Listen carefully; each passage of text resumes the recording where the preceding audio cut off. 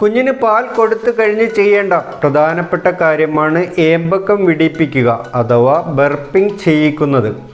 കുഞ്ഞ് പാൽ കുടിക്കുന്ന നേരത്ത് ഇറക്കിയ വായു പുറത്തേക്ക് പോകാൻ ഇത് സഹായിക്കും. ഇടയ്ക്ക് ബർപ്പ് ചെയ്യാതിരിക്കുകയും കുഞ്ഞ് ധാരാളം വായു ഇറക്കുകയും ചെയ്താൽ കുഞ്ഞ് പാൽ കവിട്ടുന്നതിനും അസ്വസ്ഥനാകാനും കാരണമായേക്കും. കുഞ്ഞിനെ ബർപ്പ് ചെയ്യുന്ന സമയത്ത് മടിയിൽ അല്ലെങ്കിൽ തോളിൽ കിടത്തി കുഞ്ഞിൻ്റെ പുറത്ത് നിങ്ങളുടെ ഉള്ളംകൈ പരത്തി വെച്ച് കുഞ്ഞിനെ തട്ടരുത്. ഇതിനു പകരം നിങ്ങളുടെ ഉള്ളംകൈ ചിത്രത്തിൽ കൊടുത്തിരിക്കുന്നത് പോലെ കോപ്പയുടെ ആകൃതിയിൽ വെച്ച് തട്ടുക. ഇത് സംബന്ധിച്ച വിശദമായ ഒരു ക്ലാസ്സിൻ്റെ ലിങ്ക് ഡിസ്ക്രിപ്ഷൻ ബോക്സിലും കമൻറ്റ് ബോക്സിലും ലഭ്യമാണ്. അത് കാണാവുന്നതാണ്. മറ്റുള്ളവർക്ക് അയച്ചു കൊടുക്കാവുന്നതാണ്.